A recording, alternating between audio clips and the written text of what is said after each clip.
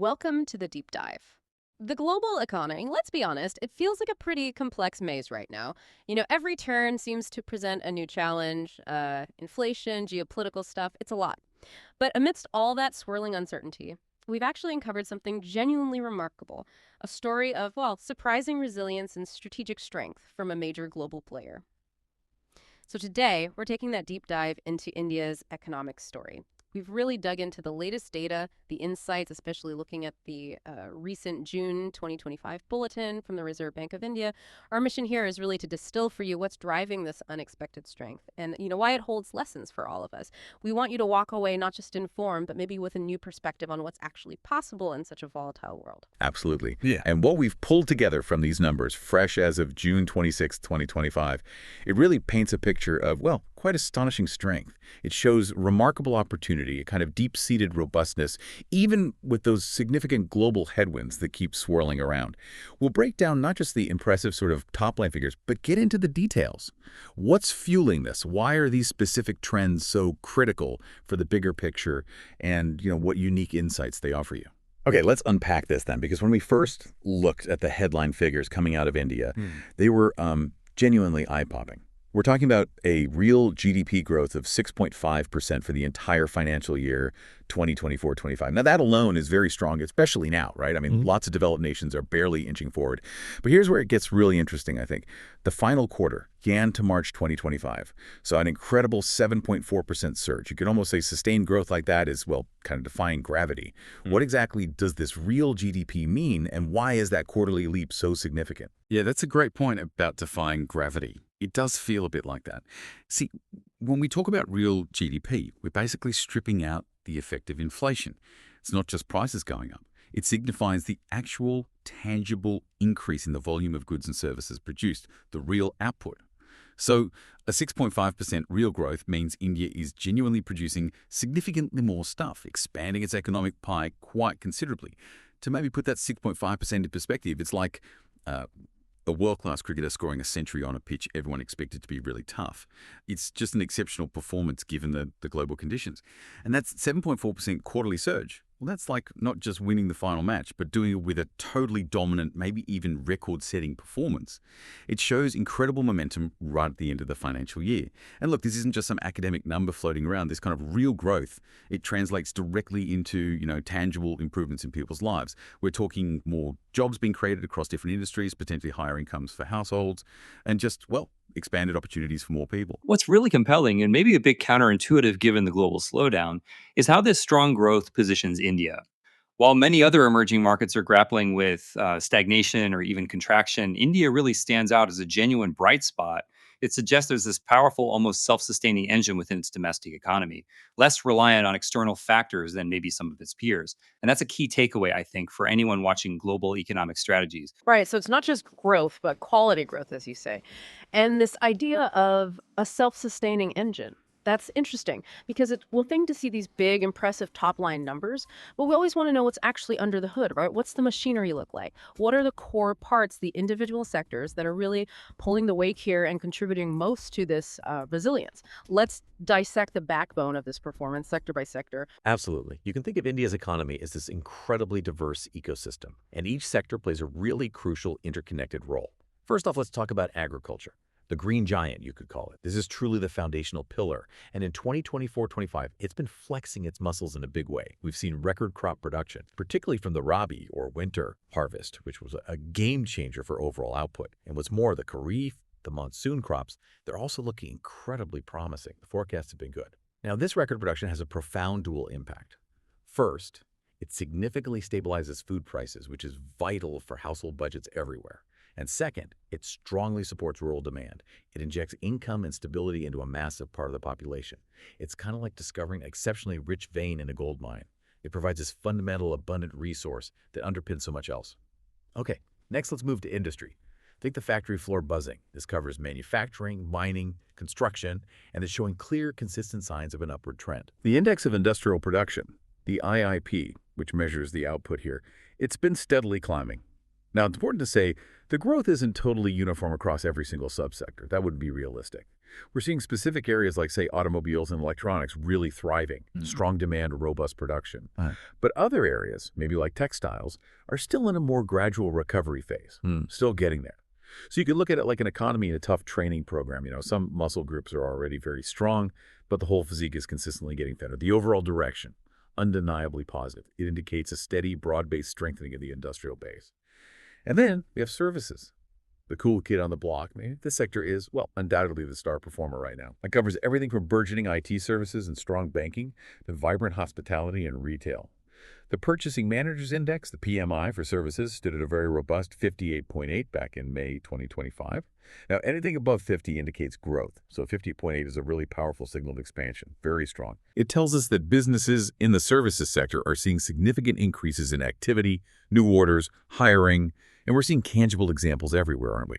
IT companies hiring like mad, restaurants buzzing, hotels booked up, retail looking very dynamic. It's almost like a blockbuster movie franchise that just keeps outperforming expectations. The momentum is palpable, and this sector is truly driving a huge chunk of the overall economic energy. That's a really comprehensive breakdown. It really paints a picture of these different engines firing. Makes a lot of sense. But, typically when we talk about such strong economic growth, the conventional worry that pops up is rising prices, inflation, right? There's often this perceived trade-off. Rapid expansion means things get more expensive.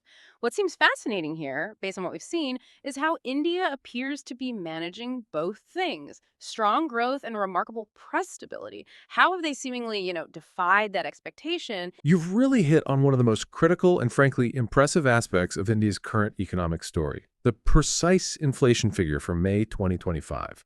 It stood at an astonishing 2.82%. Now, this isn't just low in a vacuum. It's the lowest inflation has been in an incredible 75 months. Think about that. Over 6 years of keeping prices this tightly in check. That's a remarkable consistency. And maybe even more significantly, it has stayed comfortably below the Reserve Bank of India's 4% target for 4 straight months. That shows consistent, deliberate policy success. So what's actually driving this commendable price behavior, especially when so many other places are battling really stubborn inflation? Well, there are a few key interconnected factors at play. Firstly, that record domestic crop production we just talked about in agriculture.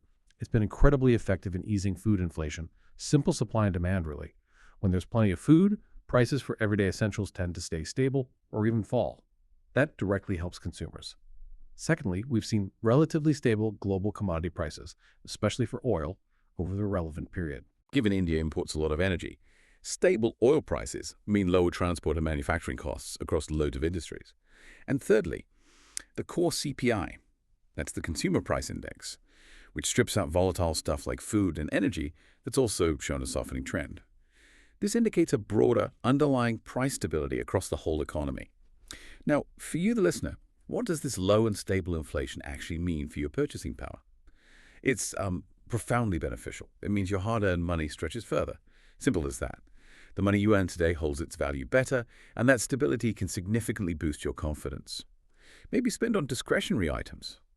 Things you want, not just things you need. Like a new gadget, a better holiday, investing in yourself. It's kind of like finding out your annual bonus suddenly buys you way more cool stuff for experiences than you originally thought it would. Your money just goes a longer way. That really does sound like the ideal scenario, doesn't it? Robust growth, controlled prices. Okay. So with that kind of stability and, consistent sector performance, how are people actually spending their money? And maybe even more importantly for the future, are businesses reinvesting, putting their profits back into the economy? What's the pulse of consumption and investment trends telling us? Are they really fueling this future growth trajectory we're talking about? Yeah, this is precisely where we see that positive feedback loop really kicking in, reinforcing the whole economic story. With low inflation and steady growth, consumer confidence levels are noticeably high. And that confidence, it translates directly into healthy private consumption. Right across the board, we're seeing a significant rise in discretionary spending, those non-essential buys like new cars, electronics, dining out, entertainment. Rural demand is holding up exceptionally well, largely thanks to those good harvests we mentioned, and also government policies like higher minimum support prices for crops. That puts more cash directly into farmers' pockets. And urban demand is also picking up noticeably. People are back in offices more, engaging in social activities, cultural stuff, leisure. It signals a real revitalization. Yeah. Then on the investment side, which is absolutely crucial for long-term sustainable growth, we're seeing a strong, broad-based revival in activity. This is fueled by several powerful things happening together. First, remarkably healthy corporate balance sheets. Companies have strong finances, they're willing to deploy capital for expansion. Second, the banks are generally in a much better position to lend robustly, which helps businesses expand. And critically, the government's own significant capital expenditure on infrastructure. Just think about the rapid pace of building new roads, bridges, ports. That's creating massive opportunities and stimulating activity right across the supply chain. All this combines with much better business sentiment to create this powerful positive cycle. When businesses feel confident, they invest. That creates more jobs, boosts production capacity, fuels more consumption. It's like planting high-yield seeds, ensuring the economy keeps growing robustly down the line. And we see this powerful momentum reflected in concrete real-time indicators too. GST revenue, for instance, a key measure of economic activity and consumption, crossed an impressive 2 lakh crore rupees for the second month running in May. That figure was notably boosted by import-related receipts too, signaling healthy trade. And of course, the continued exponential strength of digital payments across the country. That also reflects a dynamic, modernizing, and rapidly growing economy. It's almost like the economy's consolidated financial statement, showing more and more profitable transactions. It signals vibrant activity and strong confidence. This investment isn't just about meeting today's demand. It's really about building the fundamental capacity for even greater production and more job creation tomorrow. It certainly sounds like India's economy has built up significant internal strength, real resilience, a true domestic powerhouse, as you put it. But as we all know too well, the global landscape isn't always calm and predictable. External factors can quickly turn into pretty formidable headwinds. So, what are the most significant storms brewing outside India's borders right now? And how is India perhaps uniquely poised to navigate them, or at least buffer the impact, given this internal strength you've described? That's a critical question because you're absolutely right. No economy exists in a total vacuum. There are definitely some profound global challenges casting shadows at the moment. One major factor is the ongoing sort of simmering tariff wars, where countries slap higher taxes on each other's goods. This inevitably makes international trade more expensive, it complicates global supply chains, and can really stifle cross-border investment. An analogy might be like your main supplier suddenly charging you way more for essential materials, or your key export markets putting up new, costly barriers. It just makes business harder and more expensive. Another substantial challenge is the persistent geopolitical tension. We've seen recent conflicts, like the Iran-Israel situation. These kinds of conflicts can significantly disrupt global oil supplies, sending prices soaring almost overnight, or just cause broad instability which affects confidence. That's maybe like your most reliable, cheapest energy source suddenly becoming unpredictable and way more expensive. It hits everything from transport to manufacturing costs for almost every business. Now, these global headwinds, they absolutely pose inherent risks for any economy, India included. Higher oil prices. They translate pretty directly into increased transport and manufacturing costs within India, potentially fueling some domestic inflation. Similarly, escalating trade tensions could lead to reduced exports, which is still a key source of income and growth for many Indian industries. However, the RBI bulletin provides pretty compelling evidence that India is remarkably well positioned to handle these external shocks. The crucial shock absorbers here are India's highly diversified economy and its exceptionally strong domestic demand. That acts as a really vital buffer. Think of it this way. If one global market slows down or a specific supply chain gets disrupted, India has many other strong sectors and this vast, vibrant internal market to fall back on. It's a bit like a savvy investor who has diversified their portfolio across lots of strong assets and keeps a big cash reserve domestically. Even if one investment dips, their overall financial health stays pretty robust. This internal strength, this diversification, is precisely what seems to be setting it apart right now in terms of resilience. Okay, so after diving deep into all these numbers, the central strengths, the stability factors, what does this all really mean for the road ahead? What's the overall outlook? And what should we, as listeners, maybe be thinking about as we move forward and watch how global economic trends unfold? Well, the Reserve Bank of India, based on their careful analysis, they maintain a stance of, let's call it, cautious optimism. They definitely anticipate continued robust economic growth, strongly supported by that formidable domestic demand we've talked so much about, and also the ongoing significant revival in investment, both public and private. However, they are certainly keeping a very close eye on global developments.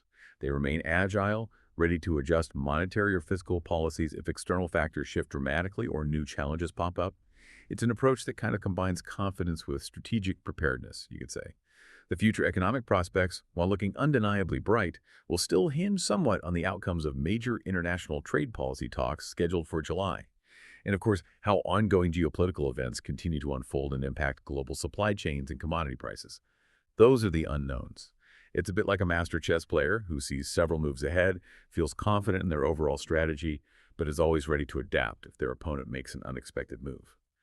But I think the key takeaway here is this. Despite the inherent, often unpredictable uncertainty swirling around the global economy, the story of India's robust domestic foundation offers a really powerful, maybe even counterintuitive lesson. A lesson in self-reliance and strategic planning. It powerfully demonstrates how cultivating deep internal strengths, right from agricultural abundance to a thriving services sector, from growing consumer spending to smart government infrastructure investment, how all that can create a formidable shield against external volatility. It provides an enduring resilience that, frankly, few other economies are exhibiting quite so strongly right now. What an incredible deep dive. It really is, as you said, like a well-made biryani, all those complex ingredients blending just right to create something remarkable, layered, and deeply satisfying. This story of India's robust domestic foundation truly does offer a powerful lesson in self-reliance and strategic planning. A powerful lesson indeed for any nation trying to navigate today's global turbulence. That's our deep dive for today. Until next time.